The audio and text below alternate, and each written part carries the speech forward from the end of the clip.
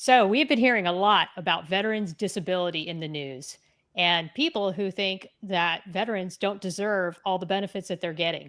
And then there's other people on the other side who think that we deserve everything that we're getting. And there's many veterans who aren't even getting the benefits that they qualify for.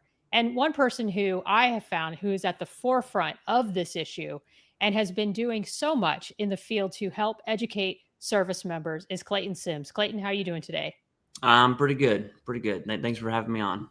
Well, thank you so much for agreeing to come on the Stories of Service podcast. I am the host of Stories of Service, Teresa Carpenter, ordinary people who do extraordinary work. And before we get started, as we always do, we'll do an intro from my father, Charlie Pickard.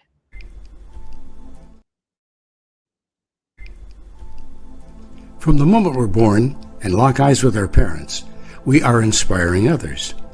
By showing up as a vessel of service, we not only help others, we help ourselves. Welcome to SOS, Stories of Service, hosted by Teresa Carpenter, here from ordinary people from all walks of life who have transformed their communities by performing extraordinary work. And as I said, today we are having Clayton Sims, who did not plan to become the guy who teaches thousands of veterans how to take back control of their VA claims or to disrupt an entire industry that profits off confusion, fear, and the belief that benefit system is too complicated for regular people to navigate.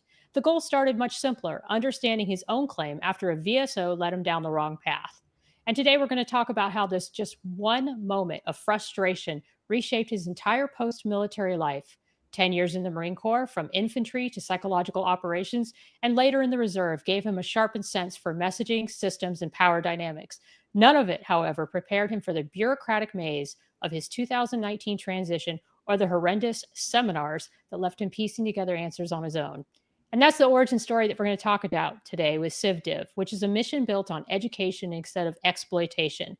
And he's going to explain how reading, researching, testing, and helping his friends slowly turned into a community of veterans teaching one another how to file stronger and smarter claims. His platform now equips veterans to either submit claims on their own or walk into conversations with a VSO fully armed with knowledge, a direct counter of the claim consultants charging 5 to 6 times the value of future benefits. So, Clayton, thank you so much and welcome to SOS Podcast. Yeah, thanks for having me. That's one heck of an intro. I don't think I can do my own intro better than that, but I definitely appreciate it. And I was totally not prepared to see your dad as the intro. That's really cool. Thank That's you. really Thank cool. you. My Yeah. father was a voiceover artist. He started as a DJ from 1960 to 1970 for WNCI Radio out of Columbus, Ohio. And then as I was growing up, he was a self-employed announcer. And I would go to all the advertising agencies with him and see him do all the voiceover stuff. So it's really full circle that I'm now a podcaster.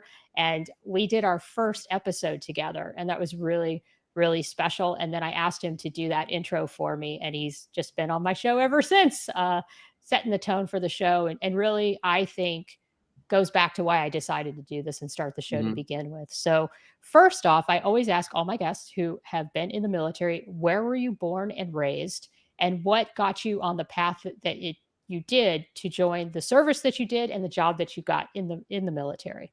Yeah, so it's no heroic origin story. I'm from Louisville, Kentucky. It's where I was born and raised. And then I joined the Marine Corps mainly because, just to be honest with you, there was nothing for me where I was born. My mom's single mom. She was working fast food. If I would have stayed home, college was definitely not an option. I would have been working fast food probably even today. And so that's just not something I wanted for myself. And I walked into, I remember my senior year of high school, they have the college fairs. They had it in our gymnasium, and that wasn't happening, although I was forced to go there. And there was a Marine recruiter who talked to me first.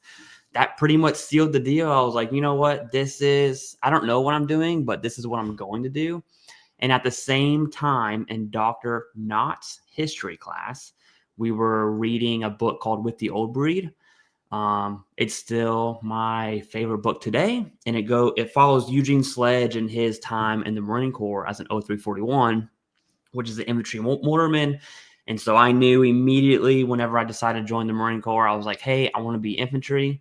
that's it. That was fairly easy for me to do. I did have a high ASVAB score, and they kind of did everything in their power to influence me not to be infantry. And being where I'm at now, I understand why they did that. But anyways, I chose the infantry anyways. I was pretty hard-headed in that. And so I joined the Marine Corps right after high school, 2 days after I graduated, joined the Marine Corps. And that's how I started out in the infantry and became a mortarman. Now that part was by chance. You don't sign in the Marine Corps, the MOS is 4 numbers, right? So it's 0341. When you sign that 03 contract, it's actually 03XX. And so I could have easily been a rifleman, a machine gunner. That's definitely not the life for me. I could have been an assaultman or any of the other 03XX fields. But just by chance, I became a mortarman, which is kind of a full circle for me from that one book I read in high school.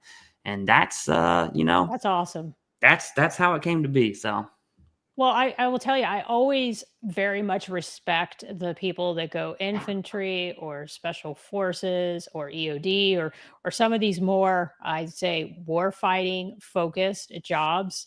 And I think that what we found anyway is that the people that go into those spaces tend to be some of our best leaders who serve, because I think that they just know the heart and soul or the grit of what it is that we do in the military. And other than being in the Navy and of course Navy SEALs, I always compare that to almost being like the surface warfare Navy, because that's the heart and soul of why you are in the Navy, is to go on boats and to get deployed and to fight the ship. And so I'm very fortunate myself that I was in the surface warfare community for 2 years before I became a public affairs officer. And I learned so much and have so much respect for that community as well. So you were in for how many years? I was in for 10. 10, 8 of those were active duty.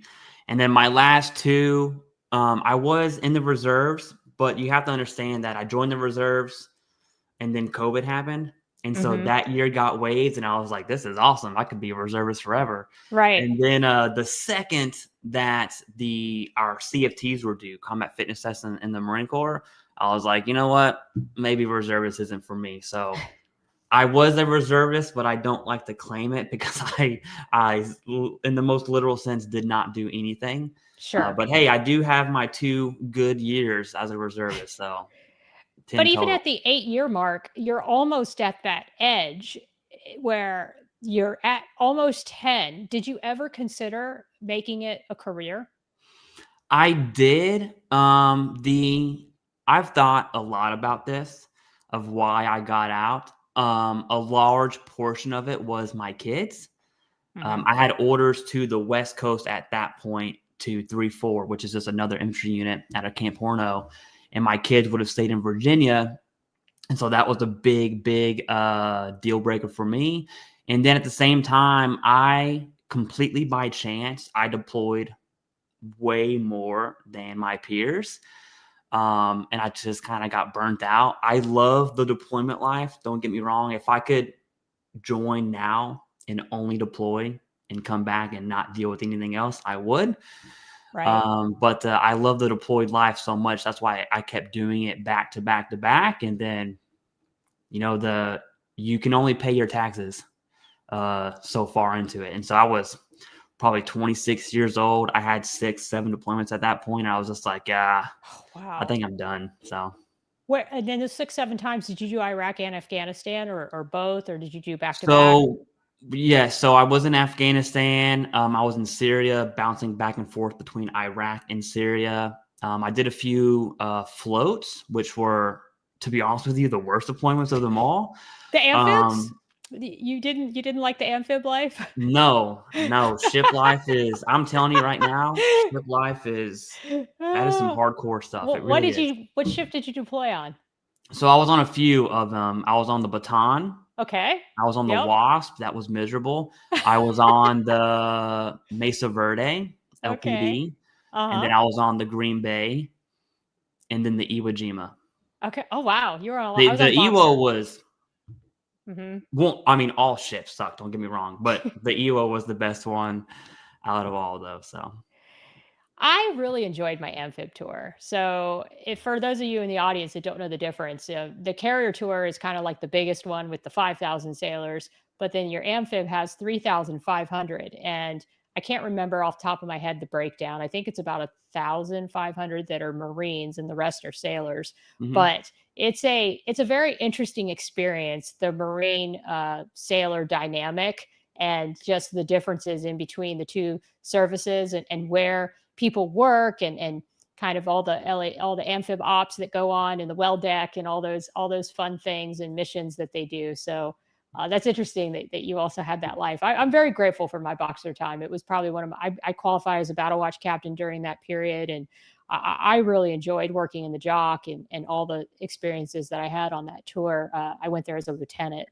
but all right. So I will say this: ship life is much different when you're an officer versus an enlisted. that is a good point, And because I'm that's prior enlisted, and I remember in my enlisted it is days what it being is. Yeah. you're right. I went on USS Abraham Lincoln as an aviation electrician's mate, and being in a 80 or 100 women berthing and working on the flight deck 24/7 is a completely, or 12 on 12 off rather, is a completely different lifestyle than being a surface warfare officer on a destroyer or being a public affairs officer on a carrier. So I totally get what you're coming from. And I would see like the guys down in the well deck and how often they would work, and just how taxed they were. And then also how many single times the Marines were constantly getting off the ship and going on training exercises during that deployment. So they work those guys really hard. So I can see where you're coming from. Absolutely. Um, so you're 26. You are going to get out of the Marine Corps. You started to do the reserve time, and then you let's transition to the veteran side and the VA Yeah. side. So what was your transition like? Did you have a smooth transition overall, just except for the VA disability side, or how was your transition? It was not smooth at all. I went to transition assistance. Now there's a key part in my Marine Corps career where I swapped to psychological operations, and that matters for the transition side of the house because that comes with a skill set that I can use in the civilian world, where the infantry does sure. not, and that's just how it is. And so I had this skill set. I was out of Quantico. All PSYOP Marines back then were in Quantico, and so DC is right up the road. I knew somehow, some way, I was going to land a contracting position up at DC, and so I took 2 months of terminal leave. It was 59 days actually, which was the best time of my life. And I'm looking for jobs. And nothing is hitting at all. When I took terminal, I didn't have anywhere to stay. I didn't really plan on where I was gonna live at. It was kind of weird, a little bit bad planning on my end, and a little bit like a last minute, hey, I'm gonna get out. I have no plans at all. And so one of my friends was the barracks manager, and I pretty much just went up and said, hey, do you mind if I just like stay in the barracks for a little bit? And so I lived in the barracks for 3 months after I left the Marine Corps, which was really funny because all my friends, they would see me and just be like, what's going on? I'm like, listen, don't worry about it. Mind your business. Let me do my thing. Right. And so I stayed in the barracks.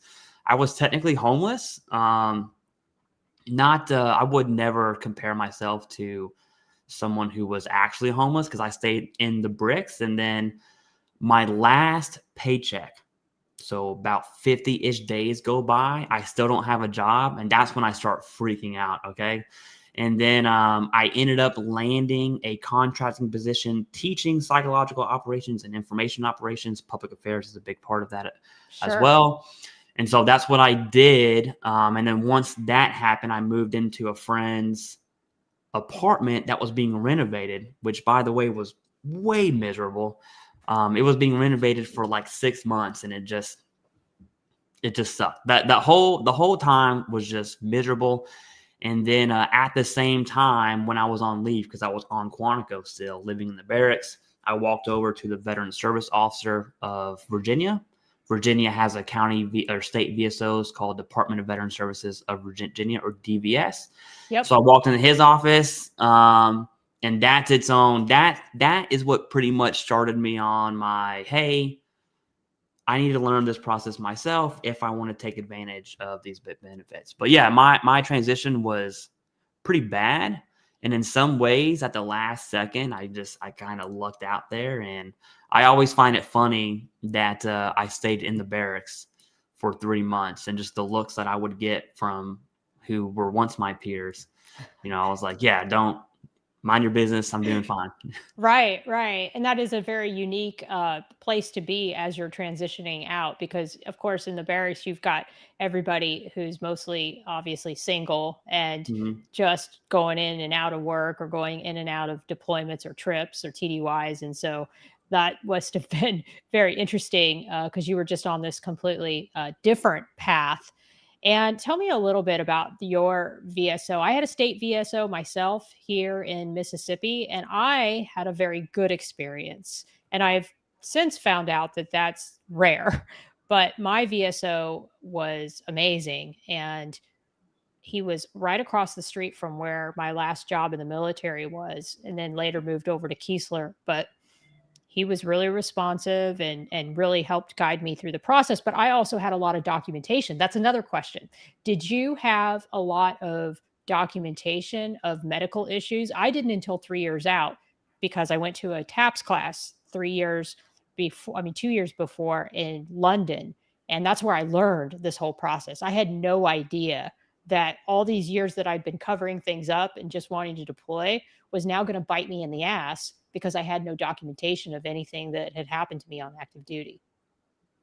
Yeah, so 2 things there. I'll start with the VSO part. So in my transition assistance class, I had this Vietnam era veteran. I forgot his name, but he was with the DAV on Quantico, and he was also a Marine from 1-9. That part matters because my first unit was 3-9. My second unit was 2-9. Those are all infantry units. And then 9th Marines are what's known as a bastard battalion, because there is no 9th Marine. So 3-9 is with 8th Marines, 2-9 is with 6th, and then 1-9 is with, I think, 2nd. Anyways, he was in 1-9 in Vietnam. I was in 3-9 of OEF, and I was like, hey, we have that connection. This guy said, if you need help, come talk to me. My office is over there in Quantico. So I went and talked to him. And when I say old, I'm talking like at least 80s. Minimum, but I didn't know what I was doing, and apparently he didn't know what he was doing either. So I walked in his office. He couldn't turn on his computer. There was definitely some technological delays there. He pretty much said, hey, come back whenever I figure out how to get this thing going. And I already didn't want to be there in the first place. I'm going there because all my friends are telling me, hey, you should absolutely talk to a VSO. I was like, all right, fine. But right next to his office was the DVS office. That guy was there. I walk in his office. That appointment, I wish I would have timed it. I wish I would have known then what I know now, because it was definitely less than 10 minutes. It was probably 5 or 6 minutes where I sat down. He was like, hey, what do you want to claim? And I was like, dude, I have no idea. What do you think I should claim? And I had my records on a disc from the Quantico medical facility there. And I just pretty much handed it to him. He submitted 3 claims, and I was in and out of that office in about less than 10 minutes. And that was it. That was the end of it. And then about 6 months later, I get my rating. And then during that time, the algorithm, is like pushing me. Of course. It was Combat Craig at the time. He has now since passed away. Rest in peace to Combat Craig. But I was getting some Combat Craig videos, and I was like, let me figure out what this stuff is. Like, I'm going to this mental health CMP exam. Let me click on this video. And so I watched it. And then that's when I started realizing, saying, hey, I should have absolutely submitted more claims that were clear as day in my records. And that gets to your second point, is did I have documentation? I didn't have documentation from the sense of, I was going to sick call a lot. I went to sick call once, and it was for some acne treatment, just to get that prescription, which did help, by the way. But I never went to sick call out of that. However, in the Marine Corps, the Navy as well, you have pre-deployment and post-deployment health assessments. And you pretty much just answer a questionnaire, yes or no. Nothing ever comes out of it. And that's it. Now, in my career, I've had many deployments. Sure. And so I have a ton of post-deployment health assessments. And then I have certain awards and actions around those awards, like a TBI issue there. There's so the evidence isn't always medical evidence. Right? That's such a great point, Clay, that people don't think about. There's definitely evidence other than medical. But the reason that matters is because after I learn all this stuff, and there's a reason I was able to learn government policy at that point in my life. We'll get to that later. But I'm learning it. I go back to the VSO and I'm like, hey, I'm pretty sure I should be submitting other claims. Yeah. And he said to my face, he was like, man, you're 70%. I'm surprised you even got that rating. You should go ahead and take it and be grateful. And I was grateful. Sure. But at the same time, I was like, that does not sound right at all.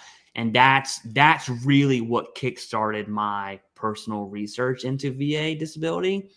And then I submitted my own claims, got my own rating, easy peasy. About, I'd say 1.5, 2 years into that, I was helping my friends who were getting out. And then a lot of them were being targeted of paying, $12,000 here, $8,000 here, $15,000 here. And I was like, I'm pretty sure I can do that for you for free. And it's pretty easy. And I did. And then the YouTube idea got started. That's another story. But yeah, that's long story short. That's pretty much how I started and where I'm at. Oh, I have so many questions. So did you do your first claim on BDD? No, I didn't do my TAPS until I probably say 3 months out. So BDD wasn't even an option for you. Yeah, it just wasn't. Because you weren't, because I really believe that BDD was instrumental in getting me the results that I did as quickly as I did, because I got my disability rating 10 days. I retired on September 1st. I had an answer September 10th. And we had submitted my claim probably back in April or May time frame. And I had 3 CNP exams, one for mental health, one for a hearing test, and then one head to toe. And then during the head to toe, they did some x-rays. That was it. Well, that would have been awesome. And that brings up another point. And this is really on the DOD side of the house. The reason I didn't go to TAP, because I was scheduled to go, was my unit slated me for an exercise on the West Coast in Cali for 1.5 months. And so instead of preparing for transition, you have this enlisted kid who has no idea what's happening, right? Not preparing, doing an exercise. And I think it goes to show how commanders, which is a total separate issue, but the lack of attention from at the unit battalion level and below, when it comes to members transitioning, right? I agree. And one glaring I can go example. all day on that. Oh, I know. And so can I, Clay. Like, one of the things that I would love to see one day in legislation is for SkillBridge to be mandatory for anybody who asks for it. Because I was also able to get SkillBridge for 90 days. And I worked for a local dog trainer, and I made reels for a local dog trainer. He used to be a military working dog handler. And he was also instrumental in helping me with my transition, because there were so many things that he had been there, done that in his transition. And so it was like having this mentor just built in, where every day every week we would talk dog training and film our reels, but then also he would give me a lot of advice about transition. And that also was really instrumental. And that is not available to everybody who asks for it. And that's also an awesome opportunity while you're working in the civilian community to also work on your VA disability claim and also be more prepared for what it is that you encounter next. But that is, like you said, that's kind of outside the scope of our discussion today. But wow, so you really didn't have like the same set of resources available to you. And it's so unequal depending on who you talk to about who gets what. And it all depends on, like you said, sometimes it's rank driven, sometimes it's location driven, sometimes it's just this workplace is really great about it and this workplace isn't. And that should not be the case. It should always be standard across the board. So you started helping your friends. And then are you still working as the contractor doing the psychological operations work during this period? Yeah. So I was a contractor from summer of 19 to about 2022. Okay. And then I would become a GS-13 with the Army doing the same job I did. I actually sat in the same desk. I just turned my badge in one day, got a new badge the next, and that's pretty much how I found myself into that federal employee world. So, which is like from the military view lens, like the I made it is Sure. military contractor Govy. And I did it, and then I found out it wasn't all cracked up. What is that? What it's Yeah. wasn't that cool? So what happened? Did you go from you were doing this and then starting to help your friends, and then it sort of morphed into I'm going to create a YouTube channel? So while I was helping my friends, one friend specifically, his girlfriend at the time became TikTok famous. Right? She's young. She was Yeah. like 26, 27. And when I say, I don't mean like she had a couple big videos. I'm talking like she blew up millions and millions and millions. Started rolling in. She got huge brand deals with like Capital One. She partnered with Indeed. Like she was going wild. Sure. And he was also a PSYOP Marine. And so there was a lot of background, like PSYOP skills that come in clutch there. I'm sure you understand that as a public affairs officer there. Yep. And so we were hanging out one day, and he was telling me, about him and his girlfriend, what they're doing. And then he's like, hey, you should do that for YouTube. And that day, I kid you not, we went to Best Buy. I dropped like $4,000 on equipment. I bought this that day. Same thing. I got the same camera. Yeah. And I just started making videos, and slowly but surely it caught on. And then I had a few videos blow up, and then I realized that this is a need. Like there was a hole that I filled. And then I just kept doing videos as a contractor. And then I became a Govy, and I kept doing videos. And then about 2.5 years into YouTube, which by the way was miserable, because I was working 9 to 5 as a Govy. I have 4 kids. I would come home, do dad stuff. Right. And then every single night, and I'm not kidding about that, maybe I took 1 or 2 nights off, I was on YouTube stuff for about 2.5 years, and it sucked. I was going to say, you're relentless, and I can tell that in the way that you do your videos, and that's what it takes to get good and to build a brand and to do what you've done on YouTube. I have one other friend who reminds me of you, Nikki MGTV. I don't know if you've heard of him, but he is kind of like the military TMZ, and he's also a YouTuber. But same kind of thing. I've had him on my show, and he tells me a very similar story on how he built. It was miserable. And then eventually 2.5 years into it, I was planning to quit. I was like, okay, I'm going to resign my government position. It was a clearance position. So I can't just quit that day. So I was making this whole plan. My boss was a good friend of mine. We're talking. And then, the current administration came out with the fork in the road and the deferred resignation program. And I was like, peace. I took that DRP so fast. I'm willing to bet I was the first federal employee in the nation to take that. And I will put money on that, because I got that email and immediately, yes. That was just this past January, right? It was, yeah. So I just left the federal government technically on September 30th. And then I've been doing YouTube full time for, about 11 months now. And it's been great.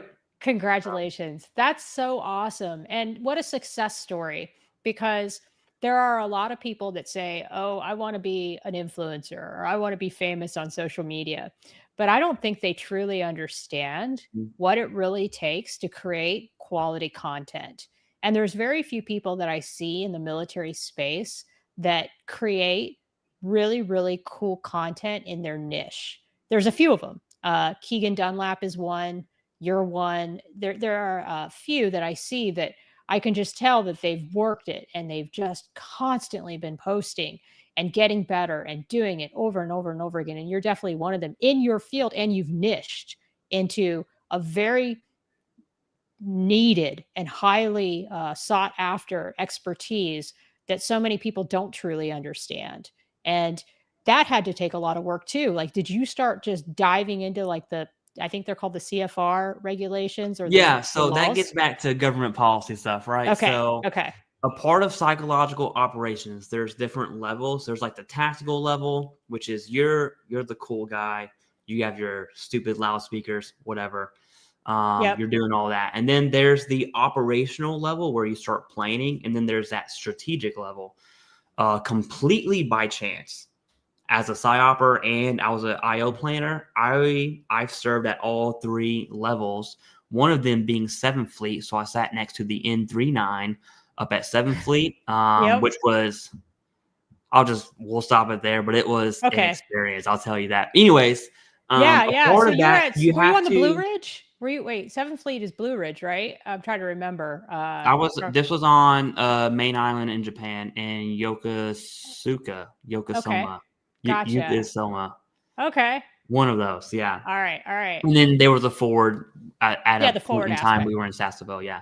Gotcha. But a part of that is understanding an embassy in a country and what does that mean? What does that mean for the DoD? What does that mean for influence? We're working with Department of State, and so government policy is ingrained at the operational and strategic level.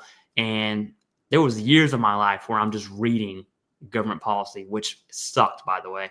And so whenever I get into this VA journey of myself, I start reading government policy and I'm like, hey, I can read. It's like a second language. Sure. All right. Like I That makes sense. understand 38 CFR. I understand Title 10, Title 22, Title Right. 38 VA, Title 50. I got all this stuff. This is just a different flavor.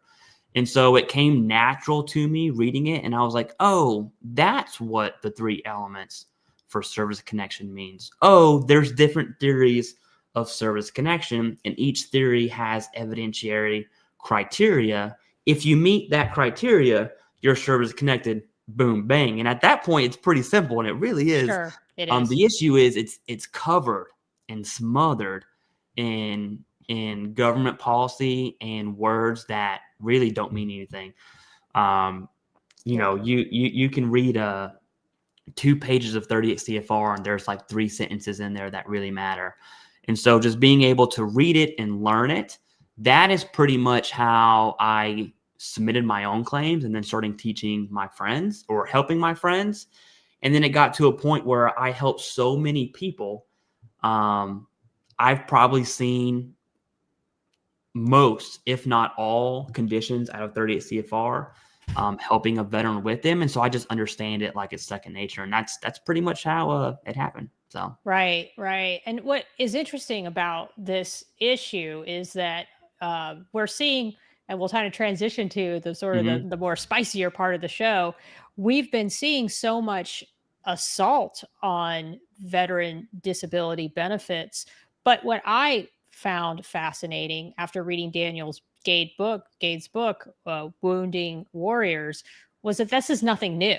This has been going on since the late 1800s, that people have been trying to go after veterans' disability. This is just the most recent iteration of this issue.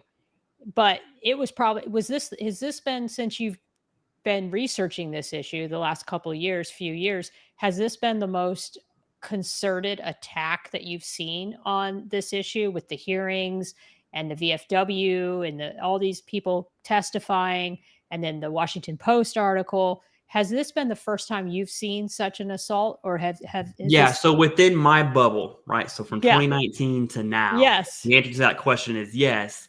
But everything that's happening has happened before. So for instance, Senator Tuberville's recommendation of a commission to oversee the VBA and the VA SRDs, which there's 15 of them. That's how veterans are compensated. And it's really looking at the percentage, right? So mental health is 0, 10, 30, 50, 70, 100. The commission would evaluate the potential compensation loss, so the percentages given. And that happened during the Obama term, All right. That happened during Bush's second term, I believe.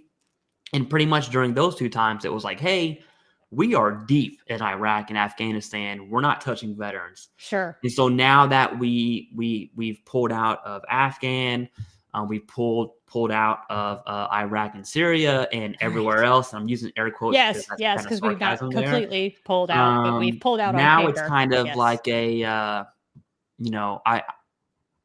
I would equate it to people forgetting about 9/11, right? The war's over. And so now it's time to kind of rein back that GWAT fat. We got to cut the fat. And so we saw that with Doge, looking at contracts, cutting that fat. And now it's these essentially GWAT veterans who are being treated or being talked about being treated to trim the fat. And so that's what I would equate it to. But everything that's happening now has already happened. What's different about today is we have millennials who know how to use the internet, right? So everything is blown out of proportion. Right. Everything, even things that I say on my channel, I'll see it. Someone made a TikTok somewhere that I've never met talking about something.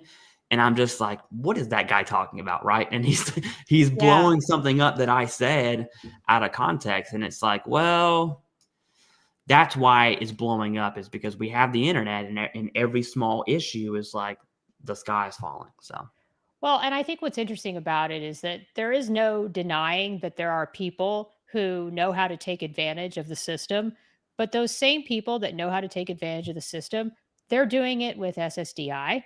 They're doing it with welfare. There, any government benefit can be abused, but I struggle to see where there is massive fraud in the system. Even after reading Daniel Gates' book, and I'm hoping to have Daniel on the show in a couple weeks, and I'm sure he'll have a different opinion on this. And you had Daniel on, and that was a very spicy conversation. You had him on. What was your colleague's name that you had him on with? His name is Jason from Veterans Info Tab. Yeah, so that was really interesting, the two of you. And Jason was really kind of going at it with him, and so were you. But I thought that the conversation was respectful. I thought that it went really well. How did you feel about having that in real time, that type of a conversation? Yeah, so I wanted the live format. And to be honest with you, I could have went forever, because there were things. The issue about Daniel Gates' situation is that he testified before the Senate Veteran Affairs Committee. He didn't just write an article, right? Like Dakota Meyer wrote an article a couple weeks ago. People in the comments keep asking us to comment on Dakota Meyer's article, and we may be getting into that later. But he made some statements that are just so wazoo. It's like there's no meat there. Okay, the thing that brings Daniel Gade authority in that space is that he testified before the Senate Veteran Affairs Committee, and everyone except one senator, everyone was like, yeah, that's right. He testified that, and I'm not throwing shots, but I am with Grace. He testified that 9 out of the top 10 disabilities are totally unverifiable. And then he said, or overly exaggerated. And it's like, okay, well, that very next day, one of my friends is a physician and board certified psychiatrist, and we went through the top 10 to talk about, hey, how would you verify these? And he gave his doctor spiel, and it's like, okay, we have an expert who's saying these can be verified, but yet when he's testifying in front of the Senate Veteran Affairs Committee, no one is combating him, not even the VFW, which totally rubs me the wrong way. And everyone just kind of took his words for truth. Like, yeah, there are veterans exaggerating things, and it's just because of this guy said so. Yeah. That is what rubbed me the wrong way. Okay. Well, and I think too, as your colleague at the show said, and remind me his name again, the other gentleman that was on Jason. the show. Jason. Yeah. And he has his own YouTube channel as well. And Jason was saying too that you can have a study and you can find people to support any preconceived opinion or notion that you have on an issue. as many people, CNP examiners that were featured in his book that feel that veterans are abusing the system, I bet you could find just as many CNP examiners that don't feel that way. And it's the same thing with the representative case studies that he profiled in the book. He had probably a good 5-10 stories of service members and where they are at in their VA disability journey and how they got their benefits. But for every one of those stories, I can't help but think there's probably even more Vietnam veterans who are not even getting disability. In fact, I meant to have this for the show, and maybe your audience can help me with it or find the statistics. And I looked it up a while ago, but there's a statistic about the number of people who qualify for VA benefits who actually file, and it's Mhm. a very low number. Like, there still are not a lot of veterans who are even filing for benefits. And then I wanted to see, well, of the people who do file, how many get 100%? Because, that's okay. If we had this overwhelming majority of people getting 100% disability, well, then I'd probably say, okay, the system is rigged, and anybody who wants it, they're just handing it out like candy. Well, I think it's like 20% of the people who file for VA benefits actually get 100%. So that's where I kind of had to say to myself, well, Daniel Gates' book was very compelling. After I read all 400 pages or whatever, I really kind of walked away going, oh, yeah, this is definitely a system that's getting abused. But then I started looking up the numbers. Oh, yeah, CB74 says only 30%, I believe. And then the other question would be, of the 100%, of the people who file, the 30% of veterans who are qualified to get something who file, of that 30%, how many are getting 100%? And that just tells you right there that if this system was rigged, then everybody would get it. It would just be handed out, and that's not what we're seeing, is it, Clay? No. So I recently did a video on the stats. That's the only reason why I know them. So it's just less than 6 million veterans are rated, meaning either 0, 10, 20, 30, all the way to 100. There's just under 6 million. And then do we know how many total veterans there are? It's about 18 to 19 million. So no one knows.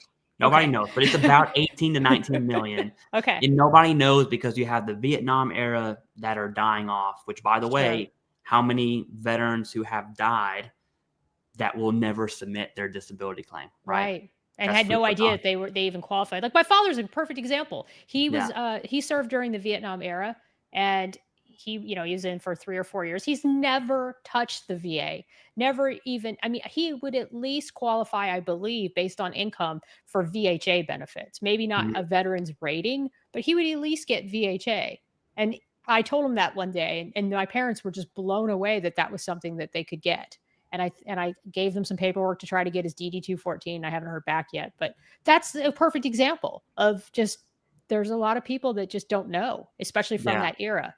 And then so it's about a third. It's a little less than a third, actually, of veterans who are rated at all. And then of that third, it's about 24% that are rated at 100%. The rest are 90 or below. And so when you look at how many veterans are rated at 100% out of all veterans, it's about 1.5 million. So 1.5 million veterans are rated at 100%. And then you can even I'm going to call it census report. That's not what it is. The VA publishes a report every single year. This year was in April of 2025. They cover a report of these veterans who are 100%, how many are Vietnam era, how many are peacetime era, how many are GWAT era. And guess who's the number 100%er? It's the GWAT era. Now, there's a few reasons for that. One, we've been in active conflict the majority of my life. That's a hard pill to swallow. And then on top of that, we also have the internet, right? Yeah. I would not have submitted my own claims had YouTube not exist. And so we have the internet, we have these platforms, and the word is getting out. Now, the only barrier to submitting the claim is a stigma. There's a huge stigma to submitting your claim. Some of my friends who have done way more than I have in the Marine Corps, and I'm confident enough to say that I've done my fair share.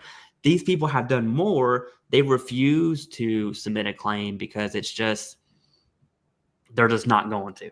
Right. To They put it just straight, see it. they're just not going to. They're just like, well, other people deserve it more than me, so Yeah. I'm not going to do it, which I think is just so unfortunate that they see it that way. Because I will tell you, I know not all VAs are created equally, and I know there's been bad things said about certain clinics, but I've received nothing but wonderful care at the Biloxi VA clinic. I had my first PCM appointment a few days ago. I've already got some community care referrals for a few of the other specialty issues that I have. And I think that as a veteran, if this is something that is legitimate and you have the documentation, then we need to educate our veteran community that these services exist.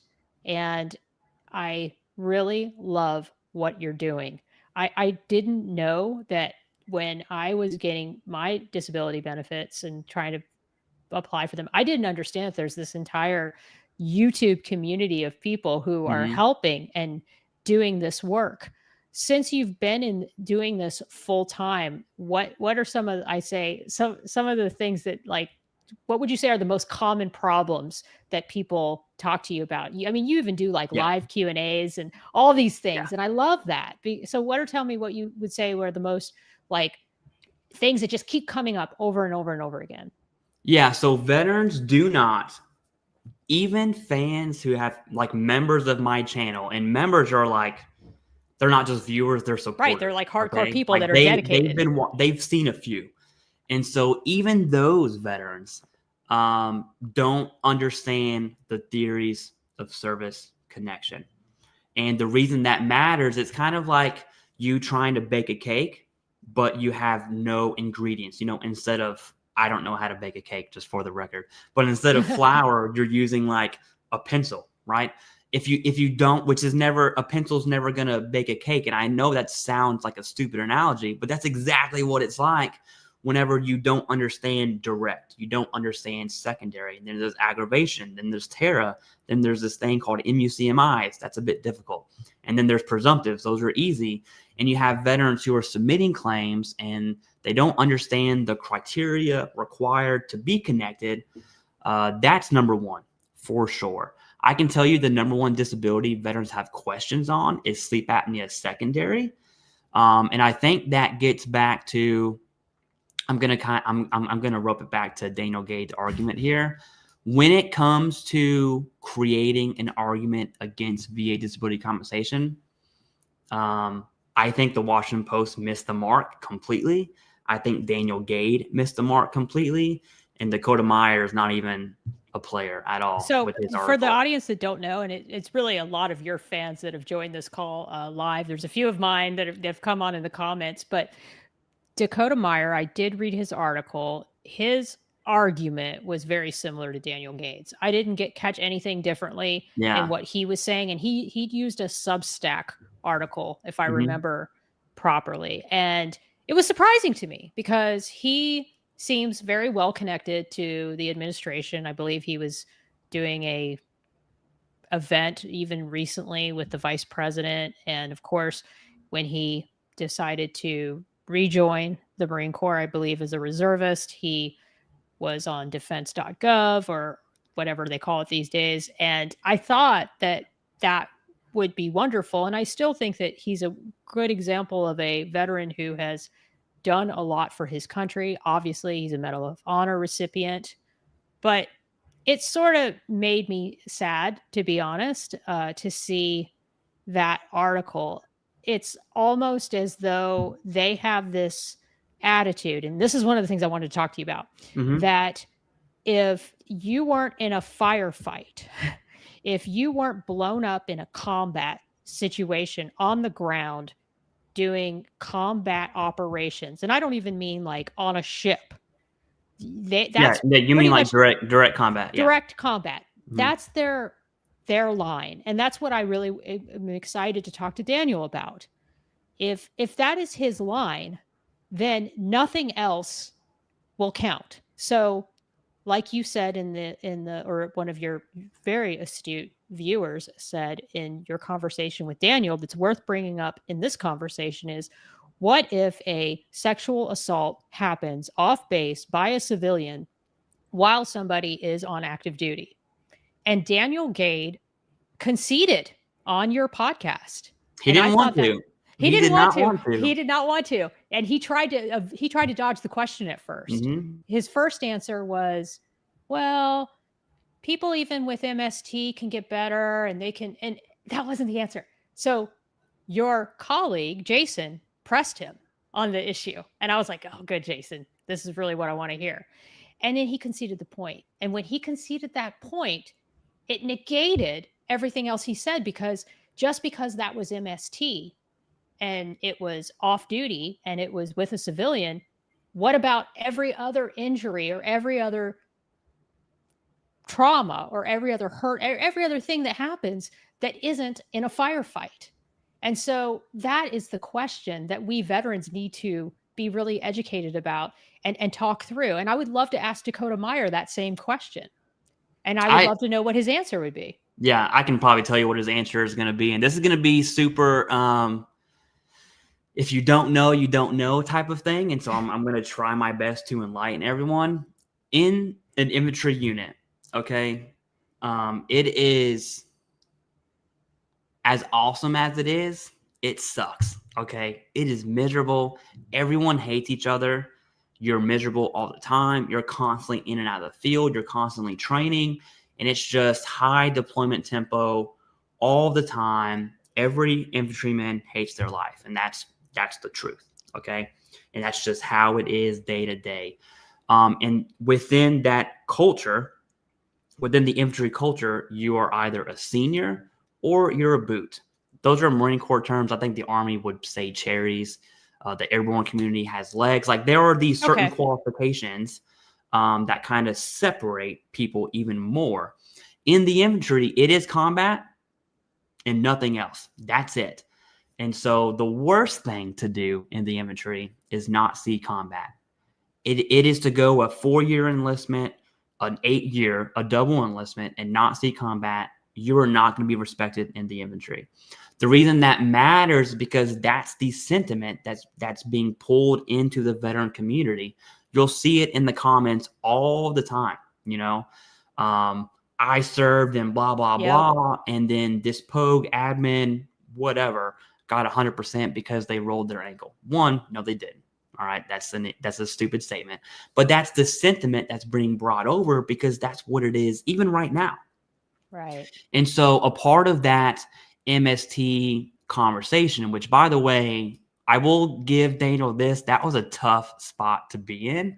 And he definitely took a punch there. But it was to me the most important part of that conversation. It was the part that I honed in on as I was listening to this discussion. And I said, oh, wait a minute. This is where the conversation needs to go, because this is what the senators and all those others that are deciding this need to talk about as well. Because you are absolutely right, Clay. The percentage of people, and this is another thing nobody understands about the military. What is the percentage of people truly that are on the ground in Ramadi or who are in Fallujah getting shot at?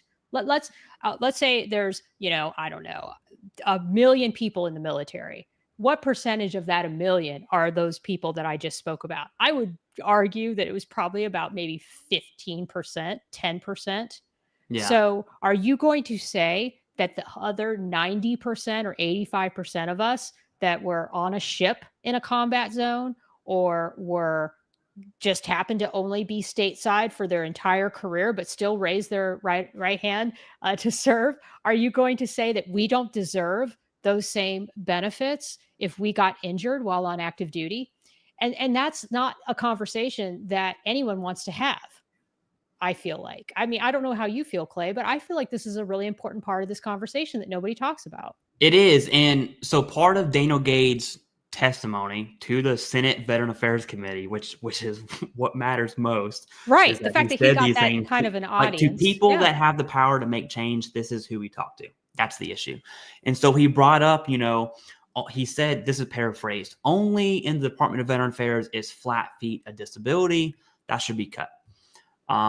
Paraphrased. Now, the issue with that is whenever you, from the outside perspective, you're like, flat feet, oh yeah, cut that. That should not be a VA disability, until you start understanding where flat feet comes from. And I'll tell you this right now, if you go on Camp Lejeune, all the way back on the river, there's a single road.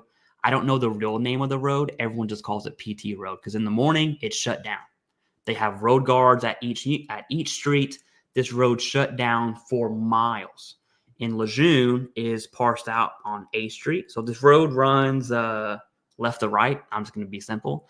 And then you have A, B, C, D going up and down, all the way down.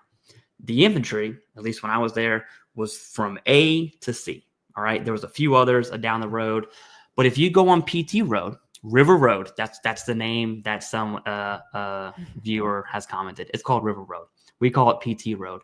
If you go there for 1 week, go to A Street, B Street, C Street, and just hang out on River Road, what you're going to see is a bunch of 18, 19, 20-year-old kids every single day running with their boots on, with flax, carrying stretchers, carrying 5-gallon water jugs.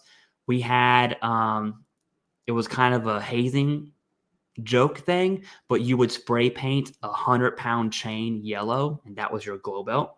And so now your team, I was a mortarman, so your gun team is carrying around this stupid 100-pound yellow chain as your glow belt, right, with water. Oh, by the way, you have your rifle, you have your flak, and if you're in weapons, which I was, that means you have your weapon. And so mortars are going to have their 81s, which is about 90 pounds when it's assembled. Machine gunners are going to have their 240s. God forbid they have a 50. And so now you're like, oh, you're telling me your daily, not even deployed, right? Your daily activity is running around in boots with minimum 50 pounds. And that's being easy. Minimum 50 pounds. And you're not just running 100 meters. You're running 2, 3, 5, 6 miles. That is the life, a day-to-day life of an infantryman. That's why they hate their lives, because it sucks.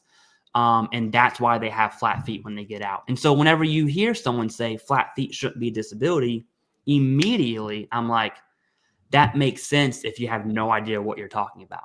Right? If you're on the outside, so he was a tanker. If you're on the outside or you're sitting cush in your vehicle or whatever, sure, I understand why you would think flat feet is a stupid disability until you're the one carrying a 35-pound, 81-millimeter tube. You got your flak on with sappies. You're in boots and utes. You're in your jungle warfare boots or whatever. You know, a lot of infantry dudes will wear rat boots, which are heavier, by the way. And so now you're wearing these boots. You're doing stupid PT. You're getting strong. I tell you that. But yeah, you're going to have feet problems. You're going to have ankle problems. So when you think about that, it's like, oh, right.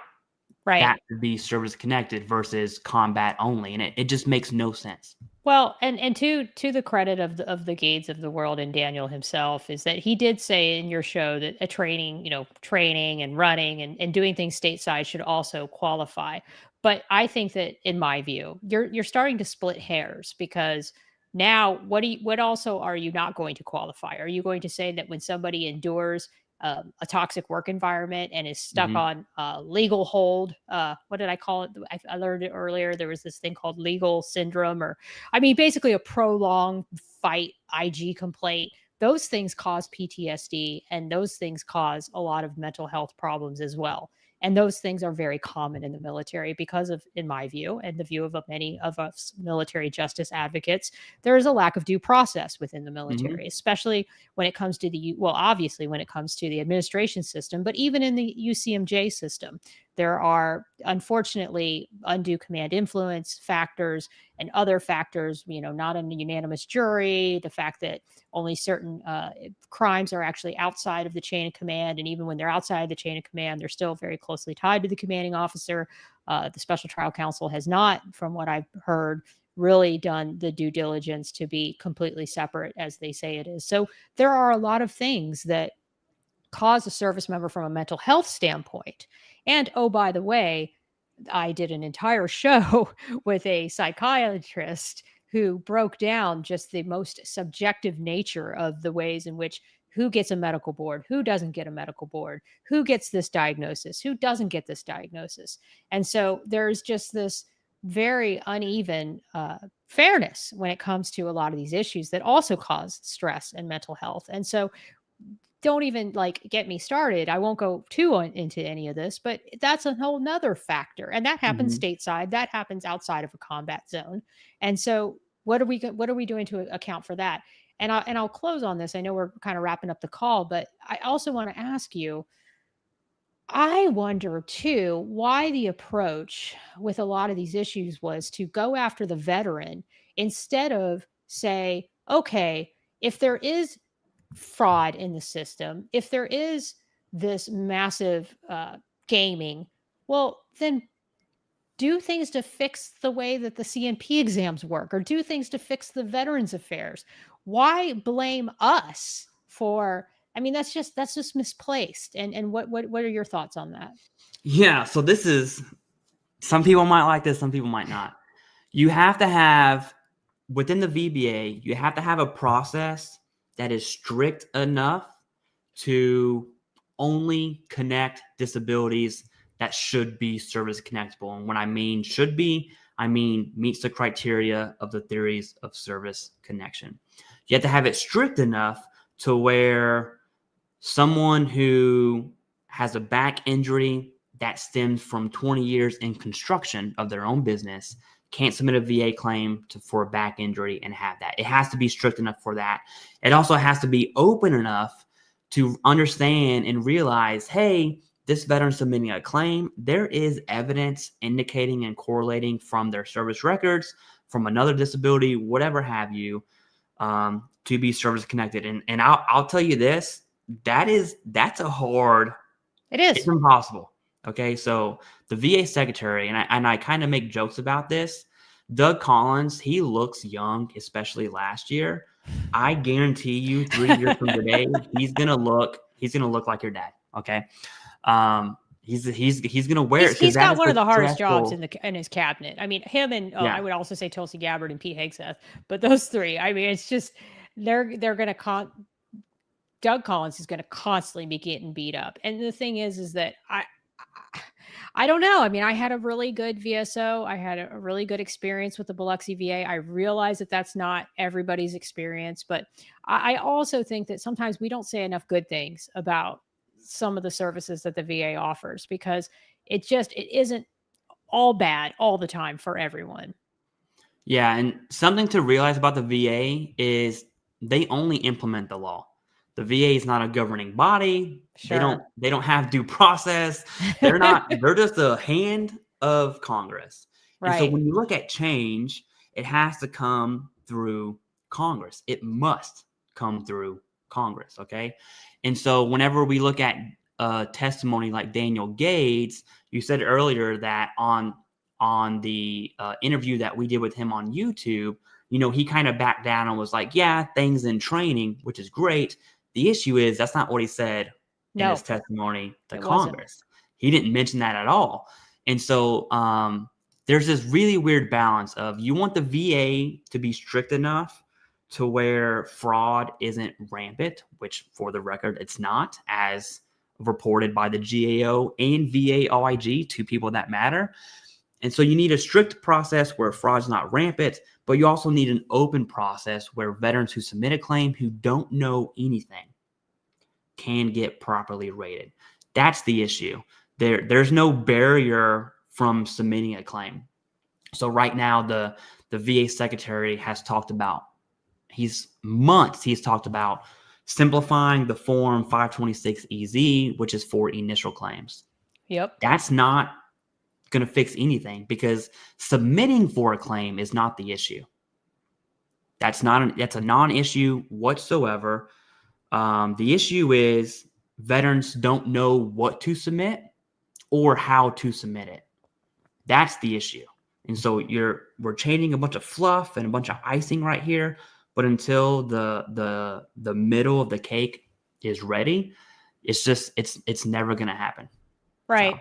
Right. And it'll be interesting to see where all this goes. And if this was just smoke and mirrors for yet another round of things that can make it into the news cycle and then the media and the public forget about it, never to be heard from again, or if we're going to continue to hear that these things are happening. But one thing I can tell you is that on the Stories of Service podcast, we'll be following this very, very closely. And with the help of people like yourself, you can help educate our audience about that. And I really appreciate you taking the time to come on the show.